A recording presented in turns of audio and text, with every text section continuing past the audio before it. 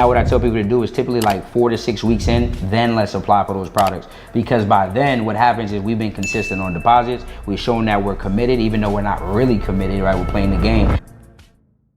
Tell the people what they need to know about credit. What do they need to know that we don't know right now? Absolutely. What y'all need to know is business funding is the play, like creating leverage. A lot of y'all got businesses, you're looking to start businesses, but most people just don't have enough capital to get off the ground. So what I'm gonna do is I'm gonna give them some free game on how they can go get some funding and then what to do with it. Okay, so you're a funding specialist. Like, people don't know what that is. Like, what is a funding specialist? Absolutely. A funding specialist is someone who essentially understands the banking system and how it works, right? Because most people think, oh, if you got a certain credit score, you can just go get funding. And there is, but there's levels to this funding. So when you come to a person like me, you know, on your own, if you got a 700, you could probably go get some $10,000 limits, 5K limits. But when you come to me, I help you get 30, 40, 50, even $75,000 limits so you can go out and increase your capital. So is it like a minimum credit score that you need for this? Because I hear people talking about that on the internet all the time. You can get 200K in funding, all of that stuff like that.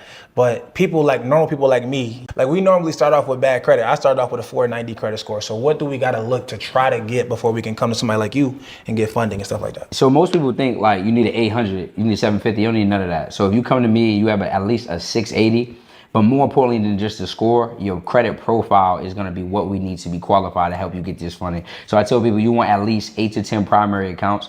Primary accounts is just anything in your name. So if you got student loans, auto loans, mortgages, traditional loans, those are considered primaries. And then you want to have a certain age, right? Because when you go to these banks, they're essentially looking at you as a resume, your credit report as a resume. So you want to have at least 4.5 years of history. If you don't got history, some things you could do is you could go add someone as an AU, which is just an authorized user account. Okay. Let's say moms or grandma got a credit card that they didn't have a couple, 20 years, they ain't using the thing. You could use them and piggyback off them to help you increase your age. What's the penalties of using an authorized user? No, nothing negative can happen to you if you don't give that person your login. So if you're going to add someone as an AU, you can simply call the lender yourself and tell them you like to add such and such. All they're going to need is their name, their date of birth, and then access to their social. Okay. But you don't have to give them any logins, any passwords, so that they can't go in and mess with your credit cards or anything like that. So they can't use the credit card themselves. What happens to the person who joins? So now a few things can happen. Now, if you had utilization issues and let's say you had that person had a $20,000 limit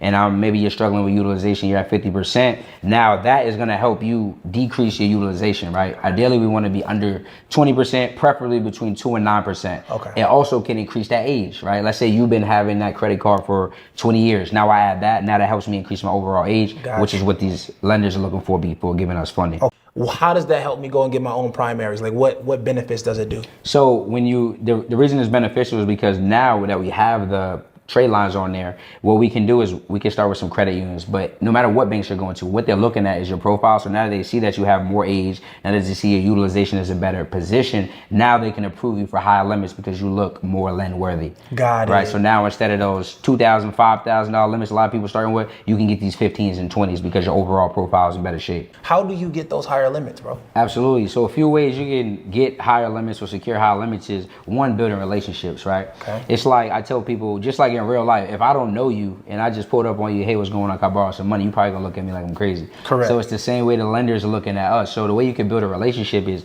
first off, go open an account with them, right? Second thing I would do is deposit some money into these lenders. It don't have to be a whole lot of money. If you got $100, obviously the more the merrier. Right. But the more you drop, the better it looks. If you want to strengthen the relationship even more, go set up a partial direct deposit with that lender. And now what I tell people to do is typically like 4 to 6 weeks in, then let's apply for those products. Because by then what happens is we've been consistent on deposits. We've shown that we're committed, even though we're not really committed, right? We're playing the game. And now when we go to apply, we have a better chance of getting higher limit products. Okay.